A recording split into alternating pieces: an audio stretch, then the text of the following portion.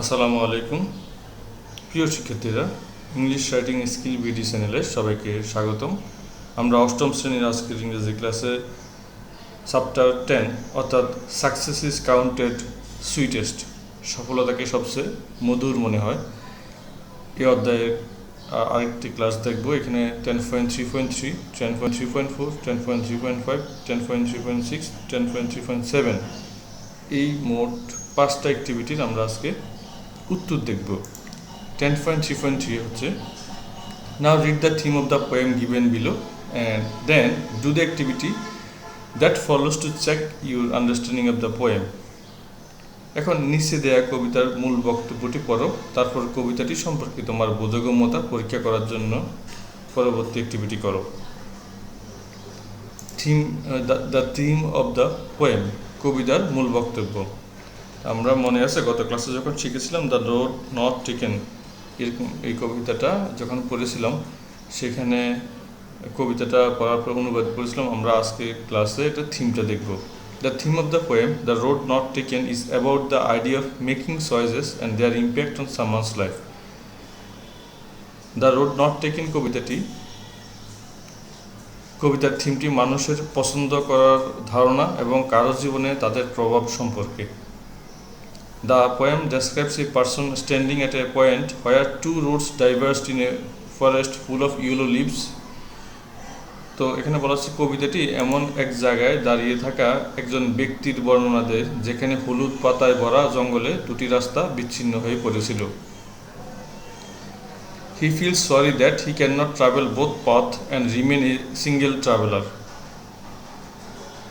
সে দুঃখিত যে সে উভয় পথেই ভ্রমণ করতে পারে না, দুইটা পথ আছে, দুই পথে তো সে যেতে পারবে না এবং সে ওখানে একটা পথে একা একা হাঁটতে পারবে না, নিঃসঙ্গ একক ভ্রমণকারী হতে পারে না।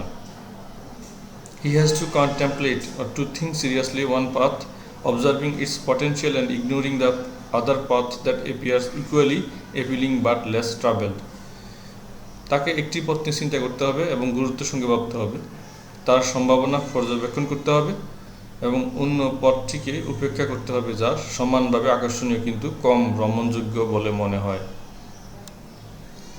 The poem also emphasizes the significance of choices and uncertainty. কবিতাটি পছন্দ এবং অনিশ্চয়তার গুরুত্বের উপর জোর দেয়। The poet acknowledges that both paths seemed equally worn and valid, but he has to opt for the less traveled one, expecting that it will make a difference in his life. কবি স্বীকার করেছেন যে উভয় পথই সমানভাবে জীর্ণ, মানে অনেক দিন ধরে হাঁটা হয়েছে, অ্যান্ড ভ্যালিড এবং বৈধ, but he has to opt for the less travelled one. তবে তাকে এই প্রত্যাশায় কম ভ্রমণ করার পথটি বেছে নিতে হবে যে এটি তার জীবনে পরিবর্তন আনবে। The final exchange indicates that the poet will reflect on his decision in future. It suggests that his choice to take less traveled path had a lasting impact on his life. এর শেষ স্তবকটি ইঙ্গিত করে যে কবি ভবিষ্যতে তার সিদ্ধান্তের প্রতিফলন ঘটাবেন। এর থেকে বোঝা যায় যে তার কম ভ্রমণের পথ বেছে নেওয়ার সিদ্ধান্ত তার জীবনে স্থায়ী প্রভাব ফেলেছিল। The theme refers to the idea of individuality and the importance of making unconventional choices. থিমটি স্বতন্ত্রতা ধারণা এবং অপ্রচলিত পছন্দগুলি করার গুরুত্বকে বোঝায়। It suggests that taking the road less traveled can lead to unique experiences, personal growth, and the shaping of one's destiny. এটি পরামর্শ দেয় যে কম ভ্রমণ করার রাস্তাটি অনন্য অভিজ্ঞতা, ব্যক্তিগত বিকাশ এবং একজনের ভাগ্য গঠনের দিকে পরিচালিত করতে পারে। Finally, the poem encourages readers to consider the significance of their choices, to embrace the opportunities that arise from taking paths less commonly followed. পরিশেষে কবিতাটি পাঠকের তাদের পছন্দের তাৎপর্য বিবেচনা করতে এবং কম সাধারণভাবে অনুসরণ করা পথগুলি গ্রহণের ফলে উদ্ভূত সুযোগগুলিকে আলিঙ্গন করতে উৎসাহিত করে।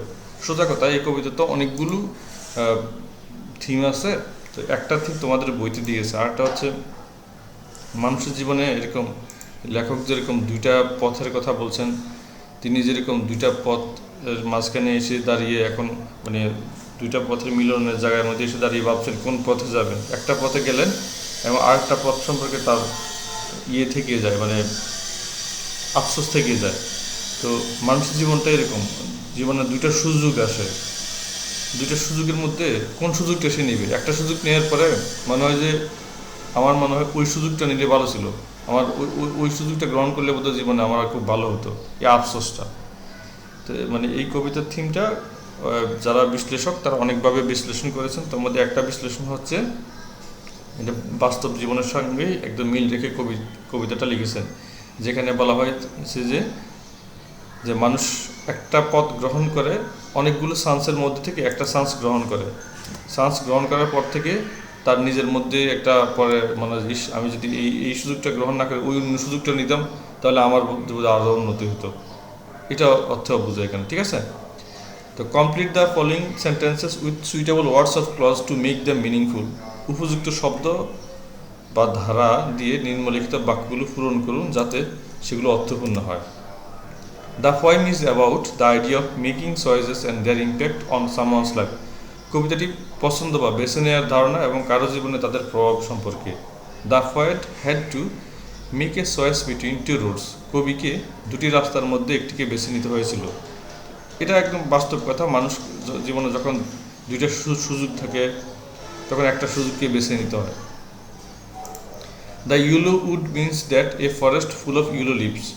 হলুদ বনের অর্থ হলো হলুদ পাতায় ভরা বন।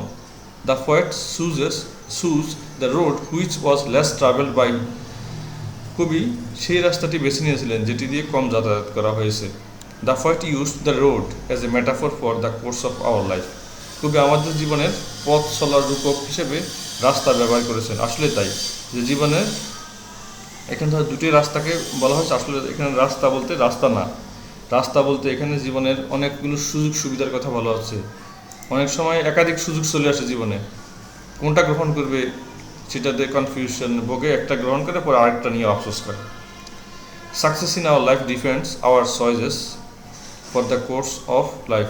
আমাদের জীবনের সাফল্য নির্ভর করে জীবনের পথের জন্য আমাদের পছন্দের উপর। ডিপেন্ডস অন হবে এখানে একটা, ডিপেন্ডস অন। তারপর হচ্ছে G number, in making choices we need to think about the significance of our choices. পছন্দ করার সময় আমাদের we need to think about the significance of our choices. আমাদের পছন্দের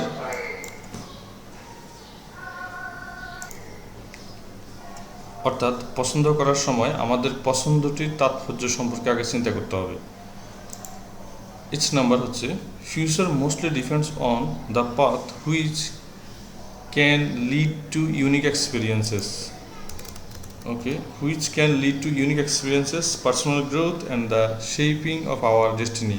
ভবিষ্যৎ বেশিরভাগই সেই পথের উপর নির্ভর করে যা অনন্য অভিজ্ঞতা, ব্যক্তিগত সমৃদ্ধি এবং একজন মানুষের ভাগ্য গঠনের দিকে পরিচালিত করতে পারে। অর্থাৎ যখন একাধিক সুযোগ আসবে জীবনে, সেই সুযোগটাকে কাজে লাগানোর জন্য আমাকে বুঝে নিতে হবে যে আমার কোন পথে গেলে আমাকে পরে আফসোস করতে হবে না, কোনটা আমার জন্য বেটার পজিশন। অর্থাৎ এটা ব্যক্তিগত অভিজ্ঞতা, সেইভাবে পথ নিতে পারলে ভাগ্যটা পরিবর্তন হয়ে যেতে পারে। 10.3.4-এ আসি আমরা এখন। Imagine that your group is going to arrange an awareness programme on hygiene in the school campus. কল্পনা করো তোমার দল তোমাদের স্কুলের স্বাস্থ্যবিধি এর উপর একটি সচেতনতামূলক অনুষ্ঠান চালু করেছে। You can not decide how you will do that. কিন্তু তুমি সিদ্ধান্ত নিতে পারছো না কীভাবে তুমি সেটা সম্পাদন করবে।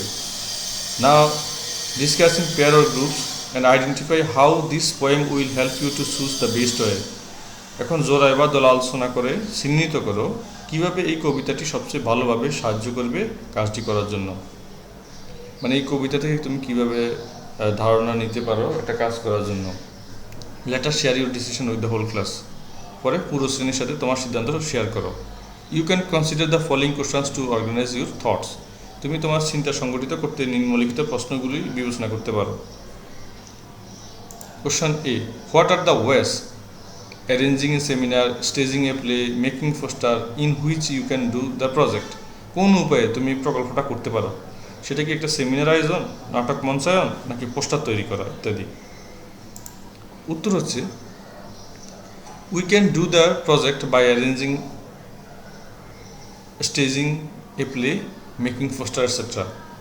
আসলে এগুলোর মাধ্যমে করা যায়, পোস্টারিং করে অথবা নাটক মঞ্চায়নের মাধ্যমে মানুষকে স্বাস্থ্যবিধি সম্পর্কে বললে তারা সেটা সম্পর্কে অনেক আগ্রহ দেখাবে এবং মজা পাবে। What are the advantage and disadvantage of each way, প্রতিটি উপায়ের সুবিধা অসুবিধাগুলো কী? সেমিনারের সুবিধাটা কি? Advantage and in depth exploration of the topic, বিষয়টি একটি মানে গভীর অন্বেষণ। মানে সেমিনার করলে এখানে খুব একদম ভালোভাবে বিস্তারিত একটা আলোচনা হবে। এর অসুবিধাটা কি? Limited to the people attending the seminar, সেই সেমিনারে যে অল্প কিছু লোক অংশগ্রহণ করবে শুধু তারা স্বাস্থ্যবিধি সম্পর্কে জানতে পারবে, হাইজিন সম্পর্কে জানতে পারবে। স্টেজিং এ প্লে বা একটা নাটক মঞ্চায়ন করলে কী হবে? সুবিধা কি? Need a perfect script two draw the attention of people, মানুষের দৃষ্টি আকর্ষণ করার জন্য খুব ভালোভাবে যদি স্ক্রিপ্ট না করা যায় তাহলে মানুষ দেখে মজা পাবে না বা এবং এটা নিয়ে কোনো যে স্বাস্থ্যবিধি সম্পর্কে কিছু জানবে না। অসুবিধাটা কি? ডিসঅ্যাডভান্টেজ হচ্ছে limited to the people watching the play, এখন নাটক যে কয়জন লোক দেখবে শুধু তাদের মধ্যে জিনিসটা সীমাবদ্ধ থাকবে, বাকিরা তো জানতে পারবে না। Making poster can reach A lot of people effectively within a short period of time, অল্প সময়ের মধ্যে কার্যকরভাবে অনেক লোকের কাছে পৌঁছতে পারে, এটা হচ্ছে সুবিধা। আর অসুবিধাটা হচ্ছে, ডিসঅ্যাডভান্টেজটা হচ্ছে can be destroyed easily by rain or students, বৃষ্টি বা শিক্ষার্থীদের দ্বারা সহজে ধ্বংস হতে পারে। হয় কি যে ধরো পোস্টার লাগানোর পরে বৃষ্টি হলো, পোস্টার সব ধুয়ে গেলো, ছিঁড়ে গেলো, অথবা অনেক স্টুডেন্টরা দুষ্টমি করে অনেক সময় পোস্টার ছিঁড়ে ফেলে, এটা হচ্ছে অসুবিধা। Okay, do all of them have same potential, তাদের সকলের কি একই সম্ভাবনা আছে? No, all of them don't have the same potential, সবার একই পটেনশিয়াল নেই, মানে একই রকম সম্ভাবনা নাই, কারণ হচ্ছে এক একটার এক এক রকম সুবিধা, এক একটার এক এক রকম অসুবিধা, তো সবগুলোর একই রকম সম্ভাবনা থাকে না। ডু আচ্ছা, বাইরের শব্দ হচ্ছে, আমি শব্দের জন্য দুঃখিত, বাসার পাশে একটা কনস্ট্রাকশন হচ্ছে, তো সেখানে সারাক্ষণই শব্দ হতে থাকে দিনে রাতে, এই জন্য যখনই কাজ করতে বসি তখনই শব্দটা হয়, এই জন্য আমি দুঃখিত। Do you have any way that seems different or unconventional but interesting to you, তোমার কাছে কি এমন কোনো উপায় আছে যা তোমার কাছে ভিন্ন বা অপ্রচলিত কিন্তু আকর্ষণীয় বলে মনে হয়? Yes, I have one way that seems different or unconventional but interesting to me. We can form teams and go classroom to create awareness about hygiene among the students. হ্যাঁ, আমার কাছে একটি উপায় আছে যা আমার কাছে ভিন্ন বা অপ্রচলিত কিন্তু আকর্ষণীয় বলে মনে হয়। শিক্ষার্থীদের মধ্যে স্বাস্থ্যবিধি সম্পর্কে সচেতনতা তৈরি করতে আমরা দল গঠন করতে পারি এবং শ্রেণীকক্ষ থেকে শ্রেণীকক্ষে যেতে পারি।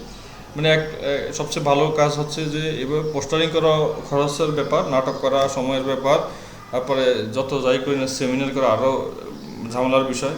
এখন সহজ হচ্ছে যে এক স্কুলে যদি তোমাদের গ্রুপটা এক ক্লাস থেকে আরেক ক্লাসে গিয়ে, এক শাখা থেকে আরেক শাখায় গিয়ে স্বাস্থ্যবিধি সম্পর্কে ওদেরকে সচেতন করতে পারো বক্তব্য দিয়ে 5 মিনিট 10 মিনিট, তাহলে তারা অনেক কিছু জানতে পারলো।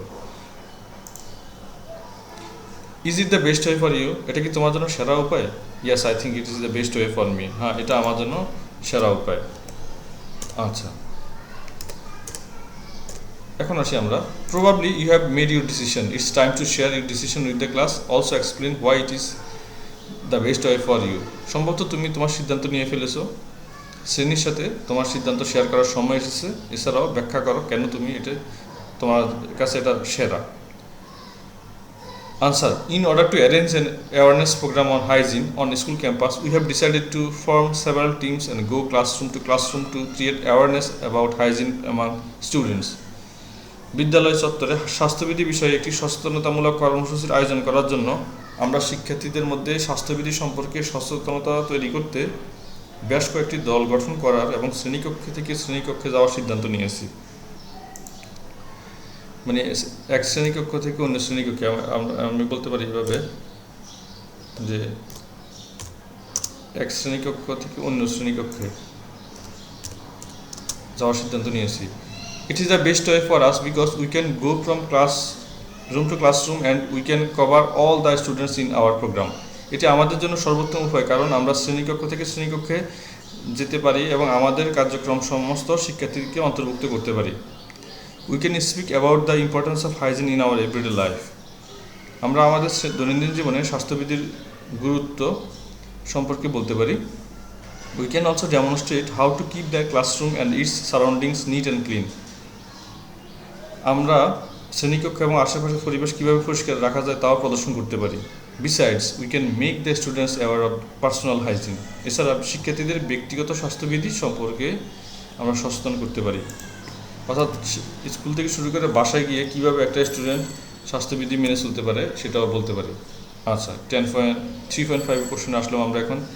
Now think again and you took your best decision and did the awareness program following your decision.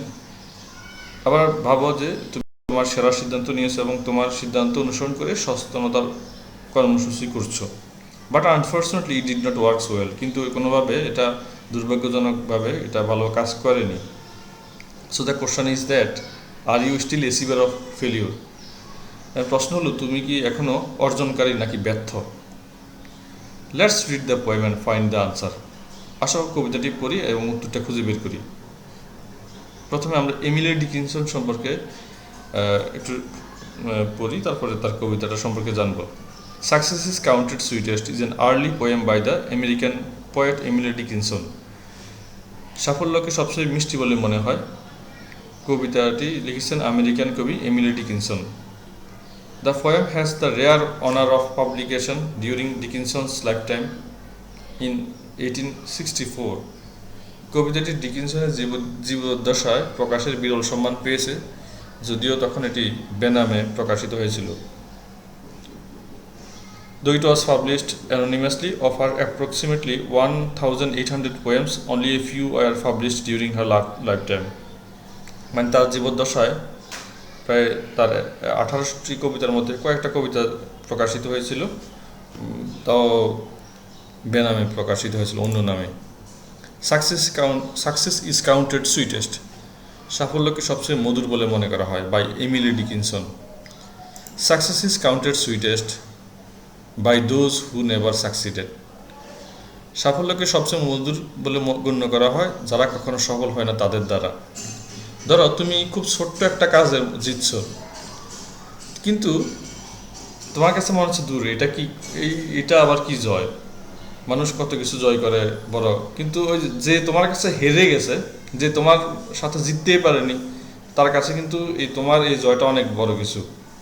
অর্থাৎ যে কখনো জিতেনি তার কাছে ছোট্ট জয়ও অনেক বড় কিছু। টু কম্প্রিহেন্ড এ নেকটার রিকোয়ার্স সোরেস্ট ফরেস্ট। একটি অমৃত বোঝার জন্য বনভূমি প্রয়োজন হয়। দেখো, বনের মধ্যে মধু মানে গাছ থাকে, জঙ্গলের মধ্যে এখানে মৌমাছি বাসা করে, সেই মধুটা হচ্ছে অমৃত। লোকালয়ে খুব সাধারণত তুমি কোথাও দেখবে না যে মৌমাছি বাসা করেছে, মৌচাক পাওয়া যায়, বেশি মৌচাক পাওয়া যাবে যত বেশি জঙ্গল। সুন্দরবনের মধুর এত কদর কেন? সুন্দরবনের প্রচুর পরিমাণ জঙ্গল, অনেক গাছপালা, ওখানে অনেক পরিমাণ মৌমাছি থাকে, মৌচাক আছে, তাই বেশি পরিমাণে পাওয়া যায়। নেকটার বলতে সেখানে এই অমৃতটাকে মনে করে বোঝানো হয়েছে। Not one of all the purple host who took the plague today can tell the definition so clear of victory. সমস্ত বেগুনি নিমন্ত্রণকর্তার মধ্যে একটি নয়, কে আজ পতাকাটি নিয়েছে সংজ্ঞা বলতে পারে বিজয় সম্পর্কে এতটাই স্পষ্ট। আসলে যুদ্ধের ময়দানে যখন যার হাতে পতাকাটা থাকে, সে বীরের বেশে তার পতাকাটা উঁচু করে ধরে রাখে। যখন মানে সে বলতে পারবে তার মানে বিজয়টা সম্পর্কে সে সবচেয়ে ভালো বলতে পারবে, তার কাছে বিজয়ের আনন্দটা কেমন। অ্যাজ হি রিপিটেড ডাইং, যখন সে পরাজিত হয়, মারা যায়। অন হুজ ফরবিডেন এয়ার, যার নিষিদ্ধ কানে, দ্য ডিস্টেন্ট স্ট্রেন্স অফ ট্রায়াম্প, বিজয়ের দূরবর্তী ধারা, ভাস্ট অ্যাগনাইজড অ্যান্ড ক্লিয়ার, স্পষ্ট এবং মর্মস্পর্শী। একসময় সে পরাজিত হলেও যখন সে মাটিতে পড়ে যায়, মরে যায়, তার কানের কাছে স্পষ্ট ভাসতে থাকে বিজয়ের দূরবর্তী ধারা। আচ্ছা, এখন আমরা 10.3.6 আসি। Read the poem again and match the word or phrases in column A with their meaning in column B. Let us share your answer in pair or groups. Column A এবং বি এর ওয়ার্ডগুলোর সাথে B এর আনসারটা মিলাইতে হবে। Counted sweetest, প্রথম 1 নম্বর, এর অর্থ হচ্ছে সবচেয়ে মিষ্টি। এটা আছে কোথায়? ই নাম্বারে। ইতে আছে considered extremely rewarding and valuable, অত্যন্ত ফলপ্রসূ এবং অমূল্য বলে বিবেচিত।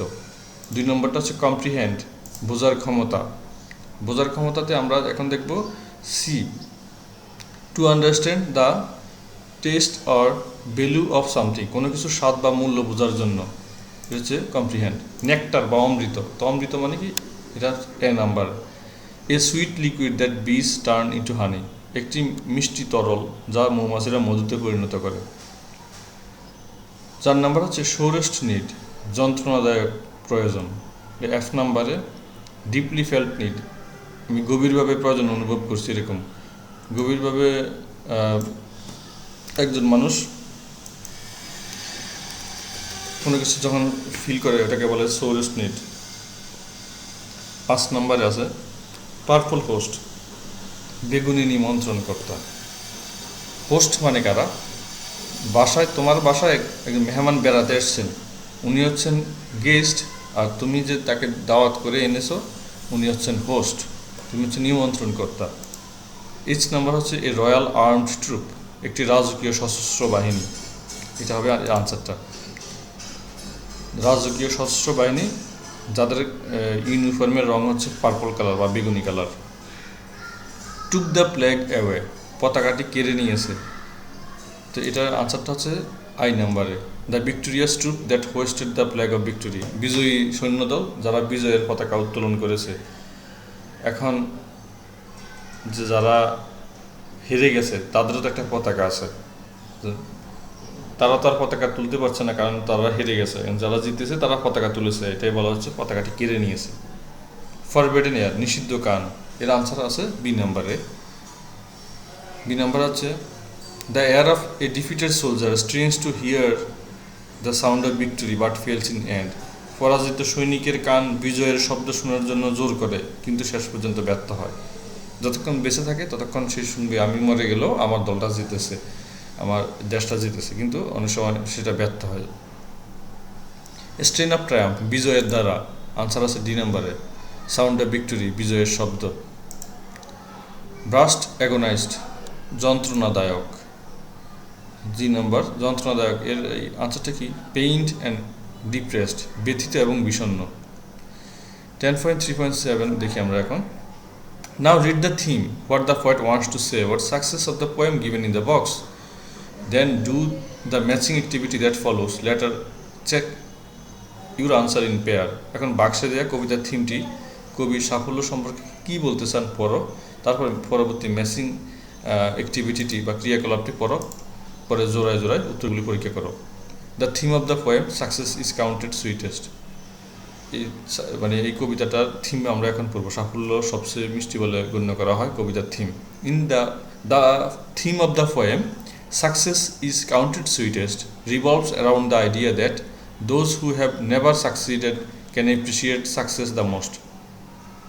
কবিতার থিম সাফল্যকে সবচেয়ে মিষ্টি বলে মনে করা হয় এই ধারণার চারপাশে ঘুরে, যারা কখনো সফল হয়নি তারা সাফল্যের সবচেয়ে বেশি প্রশংসা করতে পারে, অর্থাৎ যারা কখনো সফলতা পায়নি তারাই সফলতার মর্মটা বোঝে। অর্থাৎ যারা ধরো খেলার মধ্যে প্রাইজ জিতে, তো তারা হঠাৎ করে একটা ম্যাচে জিতছে, এটা তাদের কাছে কিছুই না, কারণ তারা সব ম্যাচে জিতে। তারা হঠাৎ করে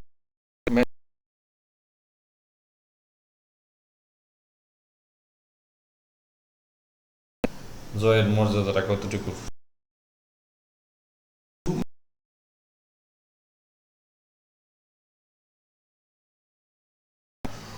এটি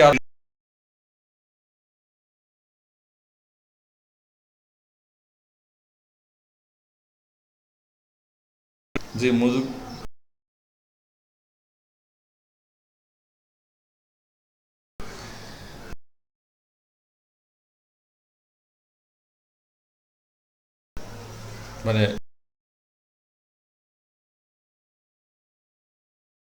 পছন্দ করে, তারা জানে যে এটা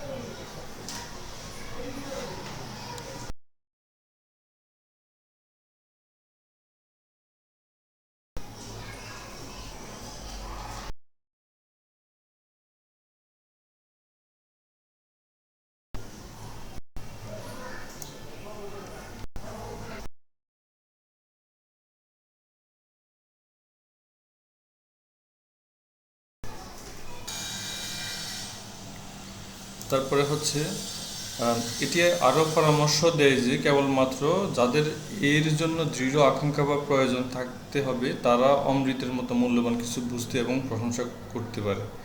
in contrast, the triumphant individuals may not have a profound understanding of a defeated person who, while dying, hears the distant sound of triumph, can understand the victory. এর বিপরীতে বিজয়ী ব্যক্তিরা হয়তো পরাজিত ব্যক্তির সম্পর্কে গভীর ধারণা রাখতে পারে না, যে মৃত্যুর সময় বিজয়ের দূরবর্তী শব্দ শুনতে পায়, বিজয় বুঝতে পারে।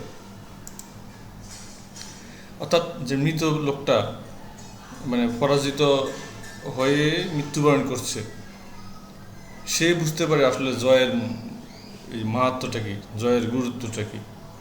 This juxtaposition of success and failure indicates the idea that true appreciation of success often comes from the perspective of those who have suffered defeat. সাফল্য এবং ব্যর্থতার এই সংমিশ্রণটি এই ধারণাকে নির্দেশ করে যে সাফল্যের প্রকৃত প্রশংসা প্রায়শই তাদের দৃষ্টিকোণ থেকে আসে যারা পরাজয়ের সম্মুখীন হয়েছে। Thus, the poem highlights the idea that those who have experienced failure and have not yet succeeded can perceive the true essence of success more intensely. এইভাবে কবিতাটি এই ধারণাকে তুলে ধরে যে যারা ব্যর্থতার অভিজ্ঞতা অর্জন করেছে এবং এখন সফল হয়নি তারা সাফল্যের প্রকৃত সারমর্মকে আরও গভীরভাবে উপলব্ধি করতে পারে। Do the matching activity to make meaningful sentences. অর্থপূর্ণ বাক্য তৈরি করতে মিলানোর কাজটি করুন। লিখে দিচ্ছি। ওকে, এখানে কলাম এতে প্রথম লাইনটা হচ্ছে, এক নম্বর হচ্ছে to be successful one has to put, সফল হওয়ার জন্য একজনকে দিতে হয়, কি দিতে হয়, ডি নাম্বারে দেখি আনসারটা, more emphasis on the struggle to achieve success than be successful. অর্থাৎ সফল হওয়ার জন্য একজনকে দিতে হয় অনেক বেশি জোর। কিসের উপর জোর দিতে হয়? সাফল্য অর্জনের চেয়ে সাফল্য অর্জনের সংগ্রামের উপর বেশি জোর দিতে হয়। অর্থাৎ সাফল্য অর্জন করতে যে স্ট্রাগল করতে হয়, সংগ্রাম করতে হয়, তার উপর জোর দিতে হয়। দুই নম্বরটা হচ্ছে the real achievers are those, আসল অর্জনকারী হলেন যারা, যা আনসার হচ্ছে সিতে, who never give up as they know the real value of success, যারা কখনো হাল ছাড়ে না কারণ তারা সাফল্যের আসল মূল্য জানে। তিন নম্বর, if success is not earned, এর আনসার হচ্ছে ইতে, যদি সাফল্য অর্জিত না হয়। ই হচ্ছে by hard work and sacrifice it does not give you the real taste of success, কঠোর পরিশ্রম এবং ত্যাগের মাধ্যমে এটি আপনাকে সাফল্যের আসল স্বাদ দেয় না। আচ্ছা, 4 নম্বর হচ্ছে the effort to realise success, সাফল্য অর্জনের প্রচেষ্টা, বিতে আছে হচ্ছে is more rewarding than the victory, বিজয়ের চেয়ে বেশি ফলপ্রসূ। 5 নম্বর হচ্ছে ডিফিট ক্রিয়েট, এর আনসার হচ্ছে এ নাম্বারে, ডিফিট ক্রিয়েটস, পরাজয় তৈরি করে, কি তৈরি করে, many opportunities and ways to be successful, সফল হওয়ার জন্য অনেক সুযোগ এবং উপায়। একবার পরাজিত হলে ভবিষ্যতে আরও বেশি বেশি জয়ী হওয়ার জন্য পথ তৈরি করে দেয়। ওকে প্রিয় শিক্ষার্থীরা, আজকের ক্লাসটি এখানেই শেষ। যদি ক্লাসটি ভালো লেগে থাকে চ্যানেলটা সাবস্ক্রাইব করবে, আর কারো কোনো মতামত থাকলে কমেন্ট করে জানাতে পারো। খুদা হাফেজ, আসসালামু আলাইকুম।